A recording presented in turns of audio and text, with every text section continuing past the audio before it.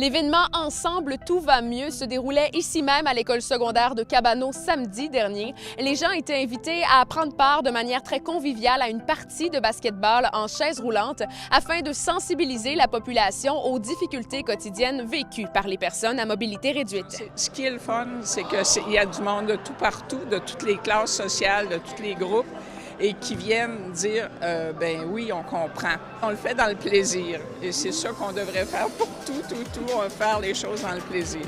C'est de la conscientisation. Je travaillais avec des personnes handicapées. Je pensais que je savais tout des personnes handicapées jusqu'au jour où moi j'ai été blessée et j'ai été 2 mois en chaise roulante, dépendante des autres et avec le regard des autres et avec les difficultés que ça comporte.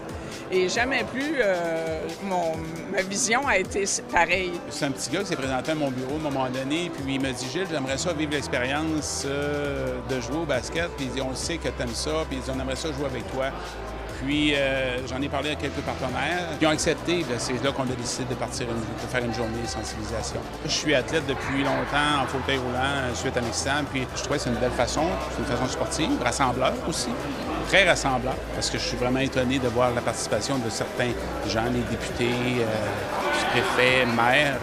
Je suis vraiment heureux. Ce que je retiens de l'expérience, oui, j'ai marqué un point, je suis content, j'ai fait un beau panier, mais sérieusement, ce que je retiens, c'est vraiment la sensibilisation qui est rendue possible avec les médias aujourd'hui, avec la présence des gens pour parler de la situation des gens qui sont en mobilité restreinte, de ne pas oublier ce qu'ils vivent, de ne pas oublier également le défi. Je le sais qu'on le fait sous une forme de clin d'œil, puis c'est correct, là, mais je pense qu'il faut aller au 2e niveau, à mon avis, de penser à comment on développe notre société, comment on l'aménage, puis ça fait partie de la vie aussi, puis on ne sait jamais à qui ça peut arriver, des situations comme ça. J'étais en fauteuil roulant suite à un accident en 86, une polytraumatisée de la route avec plein d'interventions pendant tout ce temps-là, mais effectivement, je me suis promenée en chaise roulante un bout de temps pour ensuite la marchette, les béquilles, la canne et tout ça.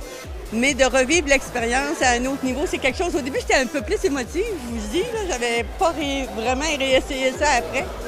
Mais ça nous ramène vraiment à ce que vivent les gens quand ils sont dans le fauteuil. Donc, on comprend qu'il y a plein d'adaptations à faire autour de nous. C'est justement cette association-là qui va faire en sorte que les personnes qui ont ces limitations-là, et même leur famille, vont avoir une ressource ou un endroit pour justement apprendre à apprivoiser ces moments-là.